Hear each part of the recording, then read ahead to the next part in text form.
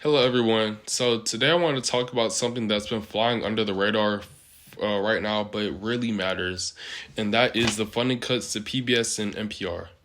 And I know at first you might think, okay, public TV and radio, why should I care? I don't even watch TV or the radio. But stick with me because this is about way more than just TV shows or radio programs. This is about access to education, local news, and honestly, kind of the kind of country we want to live in.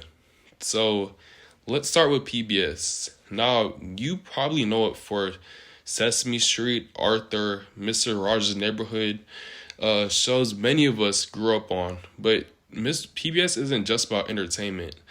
For millions of kids, especially those in income families or for low income families or rural areas, PBS is the only source of free, high quality educational programming. And a lot of families can't afford Netflix or Disney Plus or even reliable internet. So for those kids, PBS teaches them how to read, count, and understand the world around them.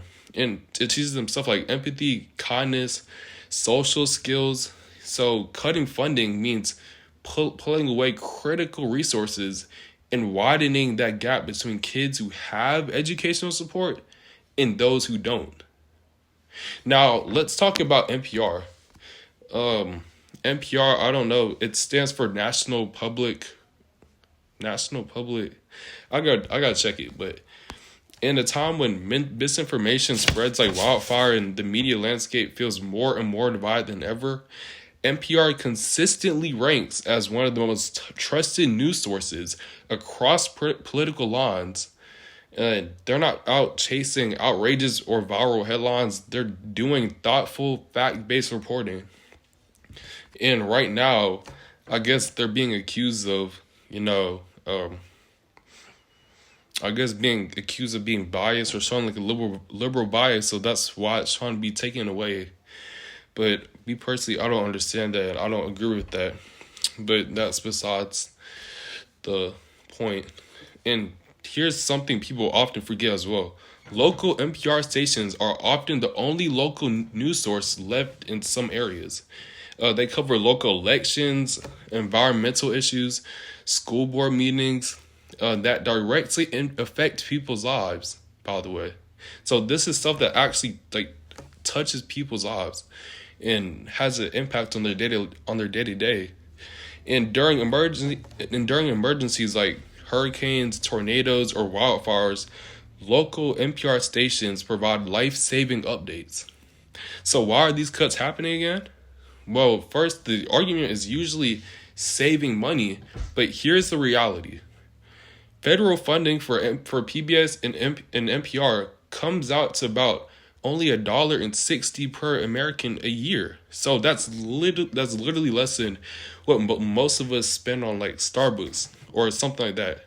Like it's like a tiny part of the federal budget, but it's a lifeline for public media, especially in rural and undeserved areas or underserved areas.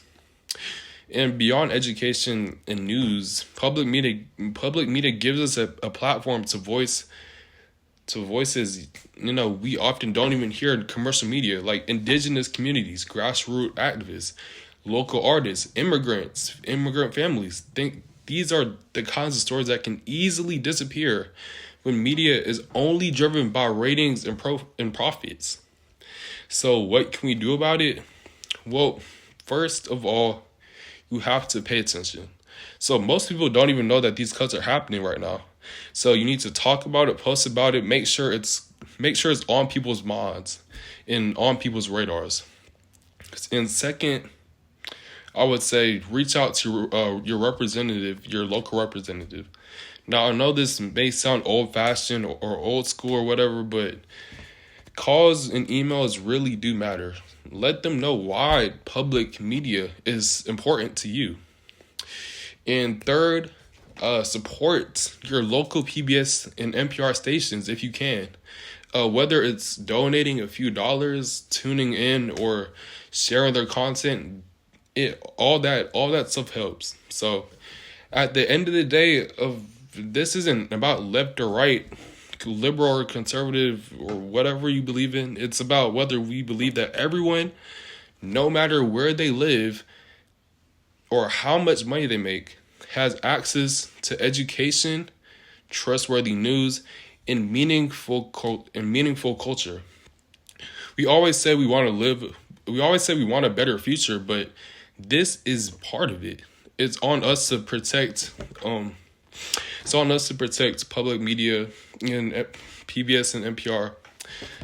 Thank you for listening, and if this speaks to you, share about it, talk about it, post about it, read about it, and let's keep this conversation going.